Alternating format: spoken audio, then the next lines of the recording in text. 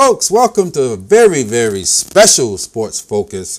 There's a lot of things going on in the world. We got school is getting out. Yes. The kids is getting out of school. There's graduations. Woo!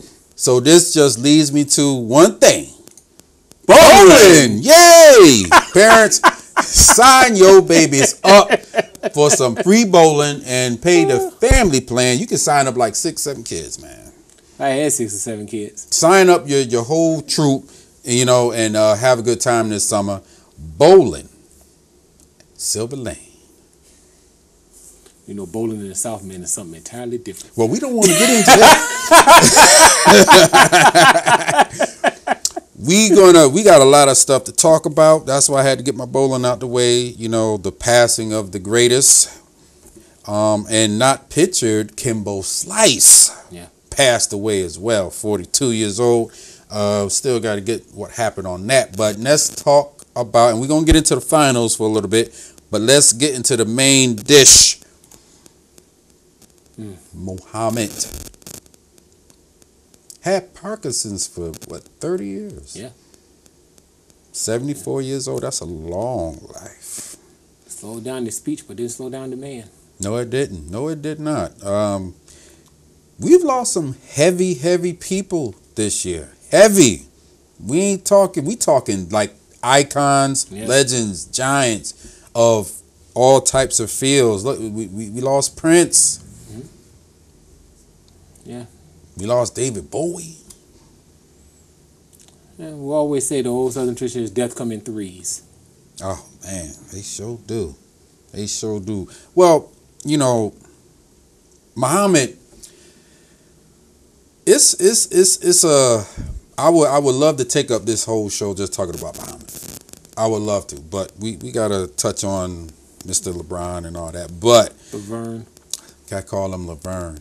But Muhammad was such a interesting figure, and it's like he was more than just the sports. Yes.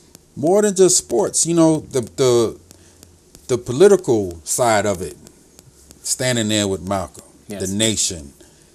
And I know it must have been really hard back in the 60s to make that stand to say, look, I'm not going to fight your war because those people did not do anything to me. And I know a lot of people feel that way. Yes. But I'm sure back in them days, it must have been extremely hard. Must have been extremely hard. And you talking about a man who, as far as boxing, came after Sugar Ray Robinson. You had Joe Louis. These were the guys, and it seemed like Muhammad took that game to a whole nother level. Well, since 12th grade, since he was in high school, he always walked around saying, "I'm the greatest." So, yeah, he proved it. Damn right he did. An amazing man. Now a lot of people get caught up and forget what an amazing athlete Ali was.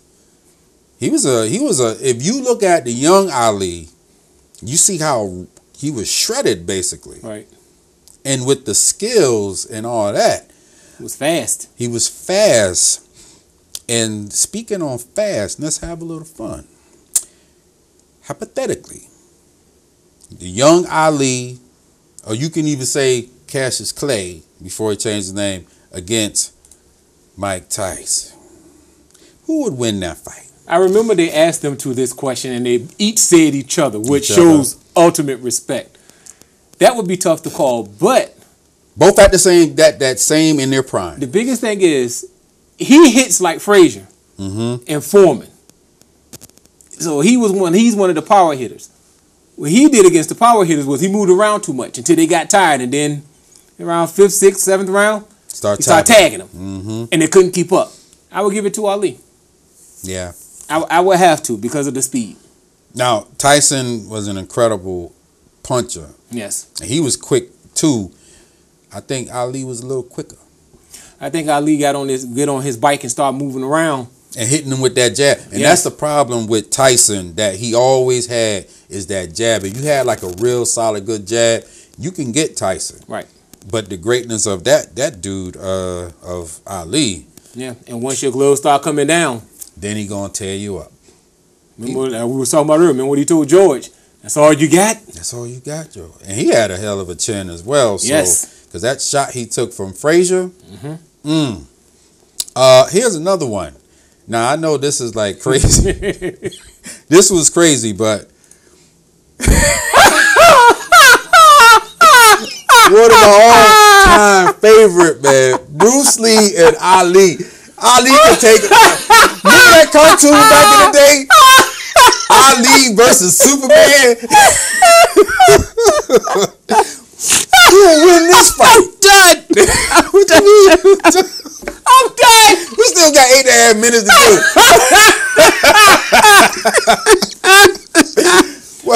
No way. Bruce Lee. Now he's quicker than Ali, but he's not as big and strong, I would say. But the biggest thing is he has to really wear down Muhammad Ali, but he's not going to wear him down. Bruce Lee beat Kareem. That was in a movie. That was in a movie. He was supposed to beat him in the movie. You get this man in the ring with him. He would sit up there and get a couple of hits in and everything goes. He'll wear him down.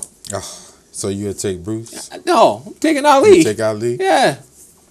Well, that's Bruce Lee take karate punches to the face. He don't take a fits like that to the face. You right about that. That would have been an interesting fight, but I am so done with that one. Got a Bruce Lee up there in his drawers. whoa. That's probably Into the Dragon. That's Into the Dragon right there. All right, let's get back to the. That's funny. Let's get to the realness. Ali's number one rival, Mr. Frazier. Now that was a rivalry for the ages, I think. You throw in the political climate. Joe Frazier was more pointed as he worked for the white man, and you had Ali. Supposed to be for the brother, and you had this clash. Now they're both African American, but it was a clash. Right. But I think that just speaks to the climate back in the 70s and 60s. You just came out of that, so Ali definitely played on that. Yes, he did in the Thriller Manila. Oh yeah, he definitely played on that, and I like how they came back as they got older. Yeah, but they said that Frazier took a lot of resentment towards Ali to his grave. Yeah, when you think about it, I don't really blame the man because Ali really took Black America and said, no, he's white man, and back in them days, yeah, you didn't want to do that. No, of course, Joe Frazier had a lot of people working with him that was Caucasian, and Ali took advantage of that. Yeah. He knew how to do it. He was a showman. He knew what to do. He was a hell of a showman. He was Don King in the ring. Yeah, he was. For you personally, what is your favorite moment of Ali? Truthfully, was the surprise that he actually lit the Olympic torch in Atlanta. Yeah. That was, no one knew that he was actually going to be there and actually light the torch. But I would say that was awesome. I would say the fight that I always see over and over again was the Sonny Liston fight when Sonny Liston gave up. The second one? I think that was the first one when he gave up. The second one he got the hit. Right, second one he got first the hit. One he just gave up. After the cheating and all that. Yeah, he said that they was do. trying their best, put stuff on his glove. He said, man, I keep hitting him and he just keep coming. Yeah. When I see videotapes of that was and I think something was going on because you see Ali, he's trying to get the stuff out of his eyes, and he ain't even throwing any punches. He's just trying to survive. Right. But once his eyes got cleared, he let him have it. And homeboy said, I'm not getting up out of this corner. I gave him everything that I had. He went like this. He did that no mas stuff. That's right. My personal that I tell my kids about all the time, and I show them this picture all the time. Yeah. This is like a press conference, and this is all of the, this is probably the late 60s. And look, you had Lou Alcindor. I don't know if he changed his name. He wasn't. He was still Lou Alcindor. He was at UCLA. That was he was 19. Yep. He was 19 years Jim old. Brown, Bill Russell, Joe Perry. You had all these people. Top athletes Green in Bay there. Packers. Yeah. Basically, you had the top athletes of that time. We're talking the top. These are all Hall of Famers. Right. And I want to put a little something to the people out there. Can you name all of these people? I gave you a few. I can't. Can you name the rest of them? I can't. That'll You be recognize your something. face. That'll be some little trivia question. Can you name all of them? You might get something. You have to get a shout out on the air. But for me, that's my favorite moment, because I feel like when you look at this photograph, you would never see that in in anything. Jim Brown did call it something, but he didn't invite Kobe Bryant, Yeah, I remember that. which I think was the worst thing he ever did. You would never, and that's why Ali is so revered, because the man sacrificed his prime in his sport, basically his job, Yeah. for what he believed, and he lost all that money. And that's why people, you see the Cassius Clay, how he looked, and then you saw that older looking Ali, and a little more, just standing there doing the rope-a-dope stuff, and Right. he did that. But that's my favorite. I tell you right now, my worst, and this is them as they got older. Right. So, you see Ali with the Parkinson's, you see all these greats, standing there still with them. It meant a lot, and it was very powerful. But my ultimate worst one was winning the Holmes fight. Yeah. Larry Holmes and the beating That he took on that. that he took. You got this young man. Come on, Muhammad, just stay down. Come on, but he won't. Wouldn't let him. His pride wouldn't let him stay down. And he knew he was going to beat him. He knew it. So it's funny with these great people. They have these great highs and have these lows, in their careers. So it was. Yeah. I hated that one.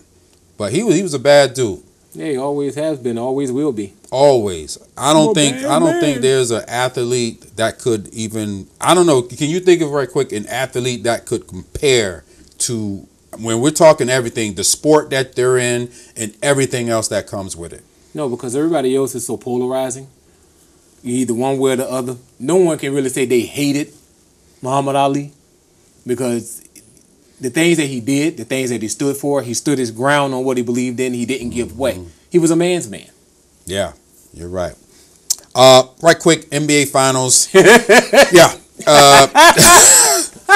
And we're going to say quick, because the series look like it might be going quick. I'll give it 5. 5? I'll give it 5. I wouldn't be surprised with a sweep, but I'm going to give it 5. But I don't care who wins as long as he don't. Damn, you don't like LeBron, huh? Now, right quick, how do you feel, since this is the second finals in a row, that it looks like Steph might not be the MVP of the finals, but they still win? Do you think Steph, his stock drops down a little bit going into next season? I do believe it will, but like I always told everyone, the team goes most of the time as Thompson went, because Thompson kept them alive in those third quarters where he would just disappear.